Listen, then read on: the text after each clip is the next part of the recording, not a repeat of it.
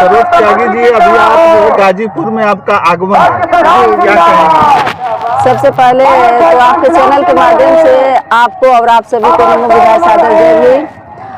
और इस कार्यक्रम में हमारे ये कार्यक्रम बहुत अच्छा लग रहा है और ऐसे ही कार्यक्रम चलना चाहिए, तभी हमारा बहुजन एक होगा और जब बहुजन एक होगा तो देश में हमारा राज होगा और जब हमारा राज होगा तो हमारा हक अधिकार का हनन नहीं होगा।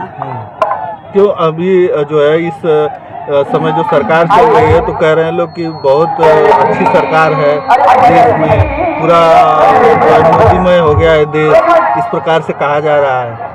देखिए, कहने के लिए तो सब लोग बहुत कुछ कहते हैं, लोग नहीं कह रहे हैं, उनके मन पसंद के मीडिया वाले लोग ये कह रहे हैं कि ये देश मोदीमय हो गया है। ये देश मोदीमय नहीं हुआ है, ये देश विकास पे जाके और पीछे आ रहा है। आम जनता से आप पूछेंगे कि ये भाजपा के सरकार में लोग कितने सुखी हैं, कितने अमन चैन से हैं, तब रियल सच्चाई आपको पता चलेगा। ये तो बिकी हुई मीडिया जो है मोदीमय बना के रखी है। आज कार्यक्रम में यहाँ पर बहुत विशाल गाजीपुरी जो करवा रहे हैं, जी, उसमें आप क्या कहेंगे?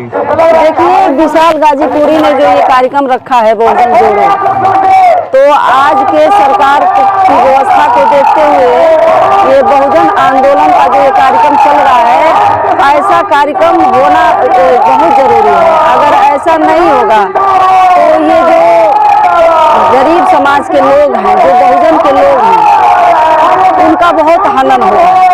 इसलिए बहुजन को जोड़ने के लिए ऐसे कार्यक्रम को सबको प्रयास करना चाहिए कि सब लोग ऐसा कार्यक्रम करके अपने बहुजन समाज को एक करें। तो बहुजन समाज को एक कर रहे हैं, लेकिन अगर हम राजनीतिक पार्टी की बात करें तो इस समय जो बहुजन समाज पार्टी की जो मायावती जी हैं, लगातार जो है उनका ग्राफ गिरता जा रहा है, वोट बैंक गिरता जा रहा है। देखिए, अब हम पार्टी के लेवल से तो बात आपसे नहीं कर रहे हैं, क्योंकि बहुजन मतलब बहुजन समाज पार्टी की बात मैं नहीं कर रही हूँ। बहुजन मतलब 6743 जातियाँ जो हैं, ये जो भारत के लोग मूल हैं, उन बहुजनों की मैं बात कर रही हूँ। केवल एक पार्टी को मजबूत करने से हम मजबूत नहीं होंगे, पहले बहुजन मजबूत होगा तब पार्टी मजबूत होगी। बहुजन कैसे मजबूत होगा? अब बहुजन जैसे आज जैसा यहाँ कार्यक्रम चल रहा है, ऐसे कार्यक्रम करके लोगों को बताया जाए कि भाई आपका हक अधिकार कहाँ मिलेगा, कैसे मिलेगा, कहाँ आप सुरक्षित हैं, और ज़्यादा से ज़्यादा लोगों को शिक्षा की तरफ ले जाने की बात की जाए कि जब लोग शिक्षित होंगे तभी अपना इतिहास जानेंगे, समझेंगे। अभी तो लोग अशिक्षित होने के अभाव में बात को समझ नहीं पा रहे हैं। हमारे बहुजन के लोग जिधर कोई मोड़ना चाह रहा है मुड़ जा रहे हैं।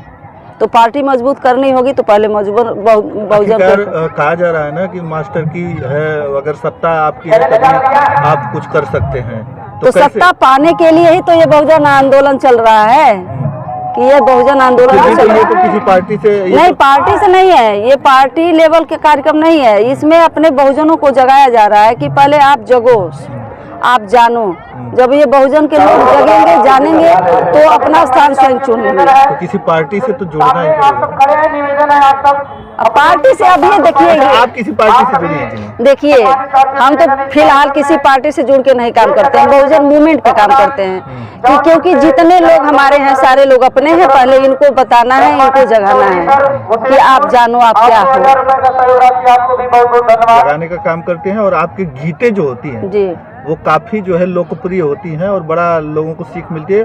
बहुत हमने जब एक बार आपका इंटरव्यू किया था तो बहुत लोगों ने बड़ा कमेंट भी किया था, तमाम चीज़ें जो बताई थी, जो समझाई थी। तो हम चाहेंगे कि एक छोटा सा एक लाइन का कुछ जो है गुनगुना दें।